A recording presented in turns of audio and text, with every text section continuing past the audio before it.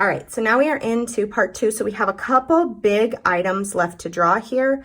And then we are going to get into adding our little bit of embellishments and filler content. And then we will also be adding our color. So we're going to move right into this one right here. So this is a flower, and I think I'm going to extend it a little bit past so that it kind of comes over that E. So I'm going to bring it up. And for this one, I'm just creating these long oval shapes and bringing them back to the center.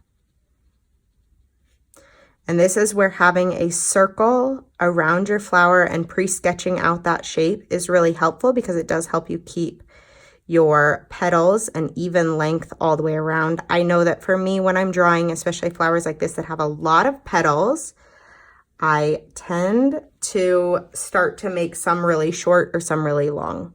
Now you can choose if you want to fill in these gaps. You don't have to. You could leave it as is. I'm going to go through and fill some of them in just because I want a really full shape that takes up a lot of space. So there we have that flower. And then over here, we're going to do one more. So for this one, I'm going to create a very small center. And for this one, I'm just going to create some very organic shapes coming out of here, but still at that, we're looking at it front ways, from the front, as if we were looking down on this flower.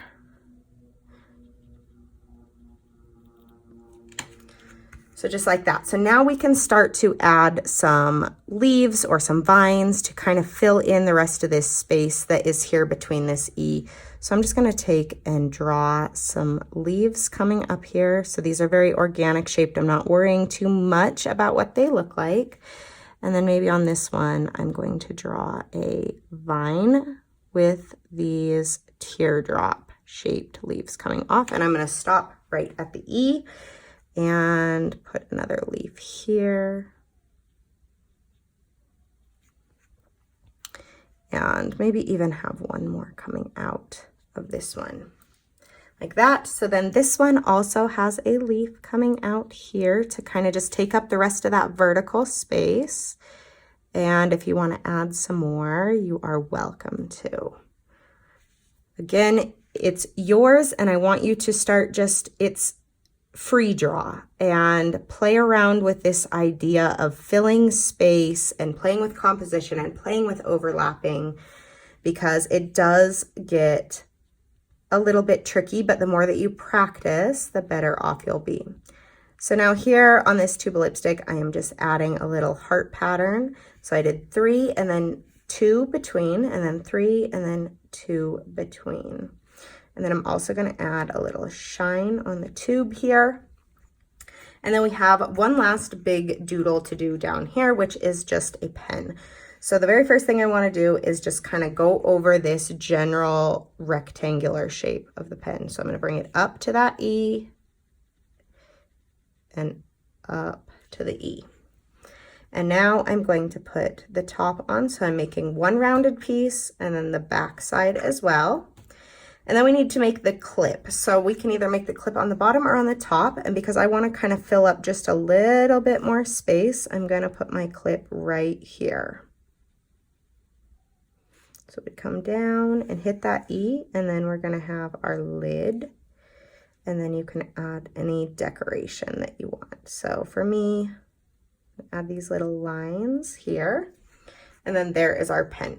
So now before we erase all of our pencil lines and are left with this E, we want to make sure that all these edges around our E are filled in so that we can tell exactly what it is. So we have a big open space here. We have an open space here and here. And then right here. So this is where you start to just use some filler content. If you can think of a couple other things that you want to put there, you're more than welcome to. So I'm going to start right up here, and I'm going to create some little bubbles.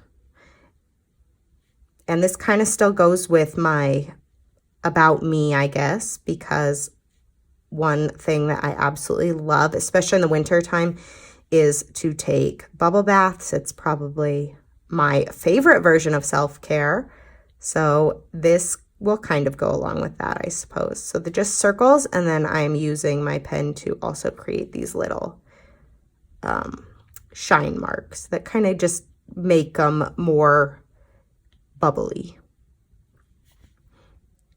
So I'm going to kind of start to space them out as if they're drifting up. So there are my bubbles.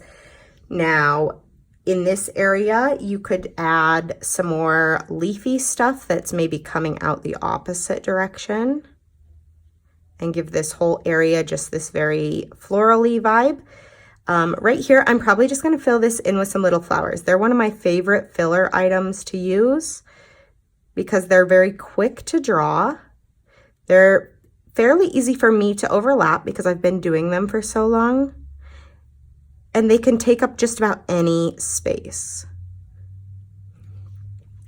So now we'll get one more in here, and these are overlapping my E, and that's probably good. So now what we have left is this bottom chunk, which I feel like I probably need to actually come up with a doodle for, and then we have this little corner. So what I'm gonna do here is I'm just gonna add just some embellishment stuff. It doesn't have to be a specific doodle or something that represents something else. So then what we're going to put down here is I'm going to grab my pencil again just to start out safe, and I am going to draw a big slice of watermelon. So I'm going to draw it like this and then bring it down here. So composition wise, this fits nicely with my journal. It hits right at that parallel line, and it also takes up this bottom corner to fill that space in. So now I'm going to use my pen and I'm going to go over this.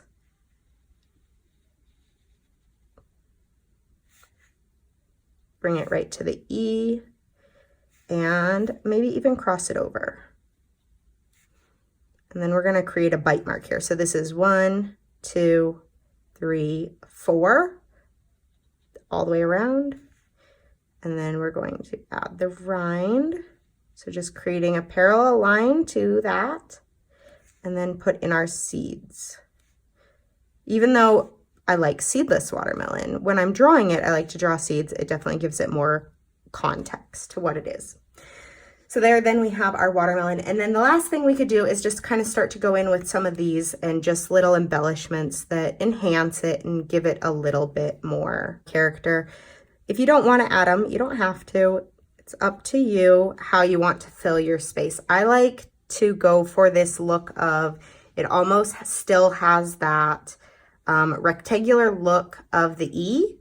And I kind of like that, but you might like something that's just a little less filled in or a little less cluttered, and that's okay too. So I'm just filling in all these little empty spaces with small filler doodles. So that's like these tiny leaves that don't have any detail to them, and things like that.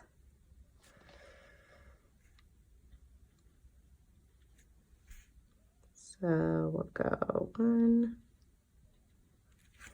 All right, I think that this is done as far as the drawing. So now all we need to do is take our eraser and erase everything. So again, the big thing with this one was to really fill in that space so that what we're left with when we erase all these is hopefully going to be a nice hollow E that we can tell what it is. So I'm going to erase all these pencil lines and we'll kind of see where we're sitting. And here's the thing, if you don't like the way it turns out, if it's not filled in enough, like if you can't tell what your letter is, then go back and kind of just start to trace around it with your black pen. And then you'd have an E, it just won't be completely hollow. So you can tell that there's an E shape there. It might not be perfectly made out, but if you look at it long enough or whatever it is, you'll be able to tell that this is an E. So now that we have all of our pencil lines erased or almost erased, we're going to take our single color. So for this, I am using this Zebra Mild Liner, and this is the newer brush pen version. And we're just gonna fill in some little areas. We don't wanna color too much, but we wanna give this thing a little pop of color. So again, you wanna be very careful of where you're going with this. You could have left your pencil lines, I suppose, until after you add your color. So I'm going to color this. It takes away, I think, from the coffee a bit, but so my line is probably about right there. I should have left my pencil lines, I think. So here. And you don't have to use markers. You can use colored pencils. You could use crayons. You could use watercolor if you wanted to, whatever you feel most comfortable using or whatever look you want to go for. I love watercolor. I'm just not very good at it, but it gives a nice soft tone. I like that these markers are very rich in color. So, and I really like this color. It's me. So I did my coffee, and now I'm going to go and add some to the lipstick. So the things that would normally be kind of a pinkish shade, I'm going to do, but then I'm also going to look and find things in between where I need to fill something in. So like the watermelon, this is a perfect color for watermelon. So this single color really makes things pop.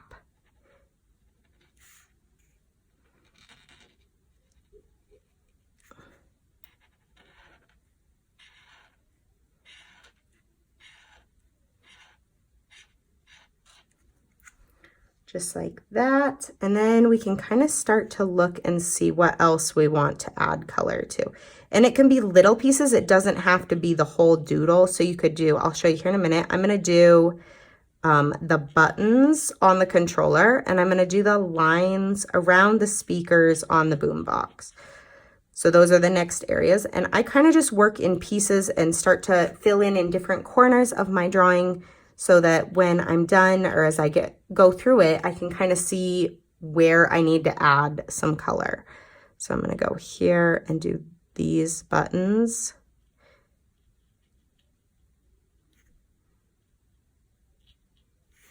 And these. And maybe even the joysticks. I just feel like it needs a little bit more. But then, like I said, you can go and just do very little things. So I said that we're going to do just the outline around these speakers. So it's just that very slight, but still bold pop of color. And then maybe just the center of these flowers. And then we can do this outer cover of this notebook.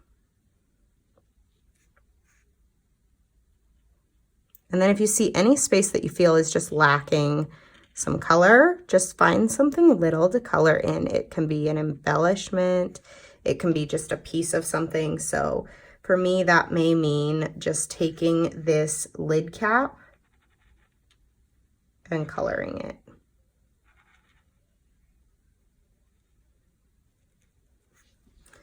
Just like that. And then we could also do the center of this flower. And let's do the hearts on this tube of lipstick too. And then I feel like that's pretty evenly spaced. And so now we've kind of incorporated just about everything. The last thing that you could do is go over some of your bigger doodles and just go over around the outline and add a darker or thicker outline to it. So I'm going to do that with this medium point pen. Now I'm going to speed through this next part because we've already done outlining in a previous video. And so you know how to go about it. But I want you to see the end result and what kind of a difference it makes to add that thick outline to a larger piece like this. So I'm going to speed through this and then I'll show you the final result at the end.